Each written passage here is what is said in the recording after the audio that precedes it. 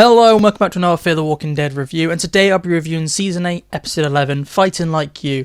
And this is the big Troy episode, and this episode has so many big plot twists and big reveals. It is quite insane by the end of this episode. This episode does start off a little weird though, with Troy and Tracy being together again, and I really thought for a minute, did I miss something? Because at the end of episode 10, Tracy ran off to the woods and Troy was having to go off and go find her. And I really thought this episode will be about trying to find Tracy again. But no, they're apparently together. And then you have Madison go off to try and find the walkers, which have now been moved. And the premise of this episode is that Troy has now got the army of dead on the move towards Padre, which he now suddenly knows where it is, which was never explained. The whole point of the first few episodes is Troy doesn't know where Padre is, and he's trying to get it off Madison. But now suddenly he knows where Padre is. That's not explained at all, which is very dumb. But Troy doesn't get to see that. Troy and Tracy get very quickly separated, and this episode, I have to give it, it doesn't take a while to get into the premise of things. No, this episode starts off very quickly with Troy and Tracy hitting a trap and their car just tipping over, and Troy being impaled and stuck. And Tracy is forced to run off and go find help, but runs into Madison, and then Madison goes to get Troy. She tries to kill him, they have a little fight, and then they have to reluctantly team up because Madison now has Tracy again, and she wants to give Tracy back for the knowledge to try and stop the walkers. And Troy makes a deal, and the episode is about them two trying to stop the walkers and get back to Tracy, and them like obviously bickering the entire time. I enjoyed the Madison and Troy conflict, and there's a very comical scene where Madison just helped bury Troy's wife, and then she turns her back on a single walker and Troy knocks her out. Very entertaining, I do have to say. Those two characters in this episode are very good, and they're really carrying this episode. I really like the Troy-Madison dynamic, and it's good that they were forced together to have this episode. Even though it's a bit convoluted, and I do have to say the writing in this episode is not very good. You have the meh reason of Troy and Madison getting together, but once you get past the dumb alliance that is made, and the dumb reason why Troy decides that Madison has to die, and he goes on this whole reason that his wife was bit but saved by Alicia, and because of that, she went off to become one of these Alicia fangirls, and died because of it, and Troy is blaming Alicia, and by extent, Madison for that reason. It is entertaining with those two characters, and this episode has the big reveal that Crane's still around, and it really feels shoehorned in. They're like, okay, we want Troy to be redeemed, because this entire 6 episodes have been about second chances, what Alicia wants, second chances. And it's really hitting you over your head being like, there's a character worse than Troy, and it's like, oh, we're going to redeem Troy. This is what this episode screams. We're going to make Troy not the bad guy anymore. And Crane comes back out of nowhere. He is absolutely useless, I will add. He's like, oh, now I got Troy. I'm going to make a deal with Troy. But Troy's like, nah, I made a deal with Madison, so I can't make a deal with you. Because Troy's now an upstanding guy. And it is just dumb. And the worst bit about this episode has to be everything related to Crane. Because out of nowhere, he wants to take over Padre again. You have this third faction who's like, I can stop the Horde. And then he kind of appears up sporadically through the episode and is absolutely useless. 1 or 2 walkers always end up getting the jump on him and he's having to fight them off. And there's times in this episode where you actually do see a fight in this episode. I do have to give it that. It's the first and only time, I have to say, this season, you see human on human fighting. And it was good. It's quite boring, relatively, but it's the only time we've seen it, so it's the best we've got this season. And Daniel and Lucy get some cool kills, or they're the only kills we've seen. And Crane apparently cannot kill 1 or 2 walkers, and there's times in this episode where you're like, why did Daniel not shoot Crane in the back of the head when Crane was struggling to kill 1 walker? Oh, that's so that in the next scene, Crane can tell us how Madison survived in season 4, and it felt so shoehorned in, so badly written.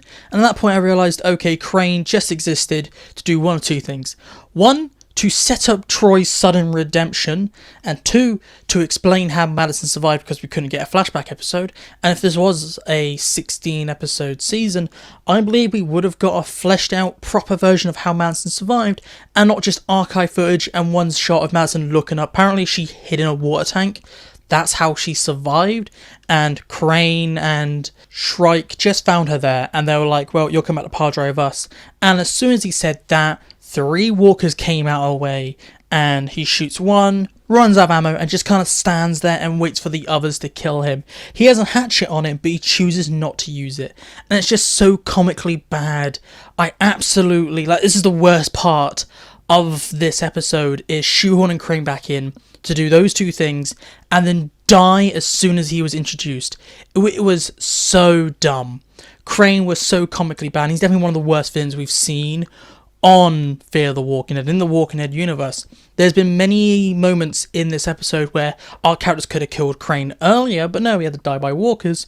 Or Crane could have killed Madison. There's a moment where Madison and Troy are talking on this walkie, and Crane, instead of shooting Madison or Troy in the back of the head, or even wounding them and hitting them in the legs so they can't run, he aims for the walkie-talkie, shoots the walkie, and then goes, "I've got you."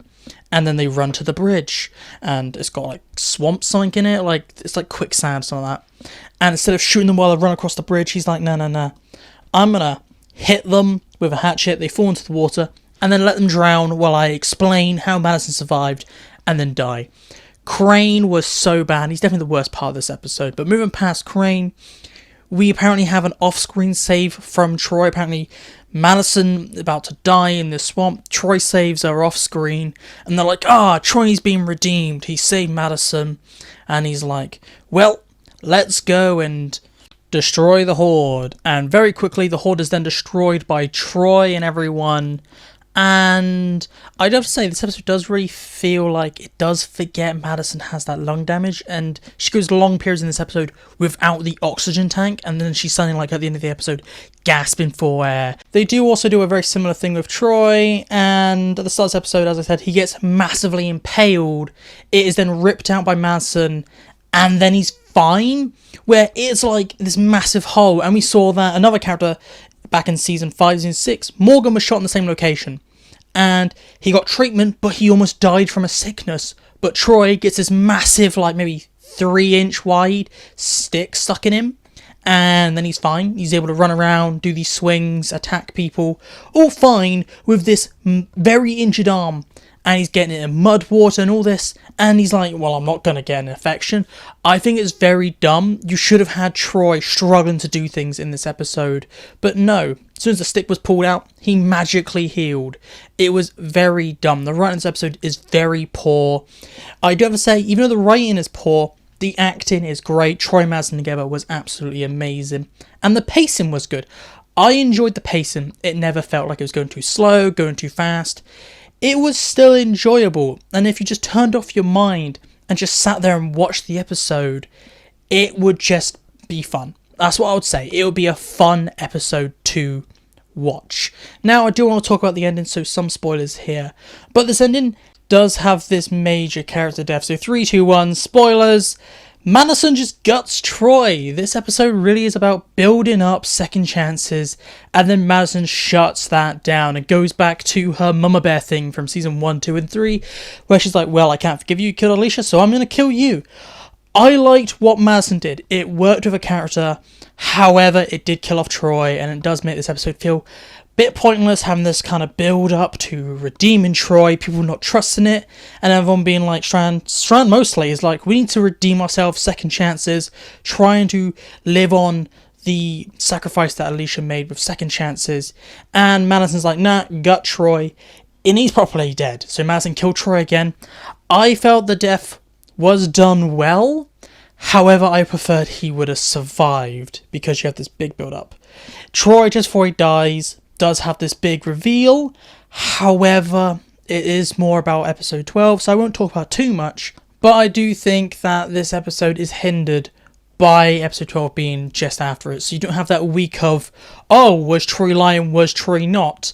And you could have discussion about that, and I would have had more hype for the final episode.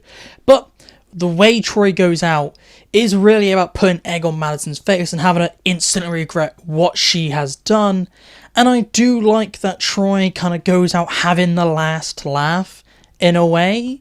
It was a very sudden death, and I called it he wouldn't make it to episode 12. He would die in episode 11. And I have to say, the biggest shame is that they only brought back Troy for only 4 episodes. He should have been the entire season villain, because he's only in 4 episodes.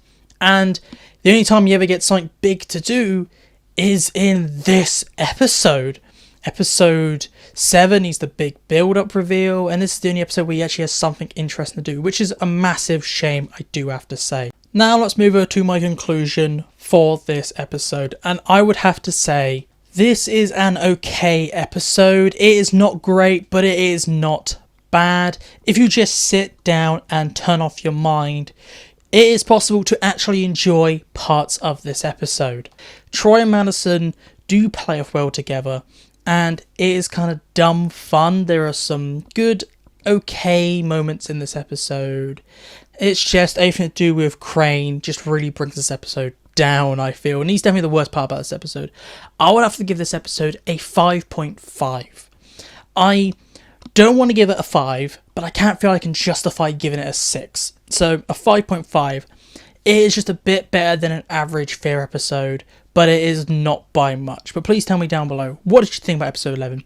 Did you love it? Did you hate it? I'd like to know all your thoughts down in the comments. But that's it for me today, so goodbye, peace out, I'll see you in my next video.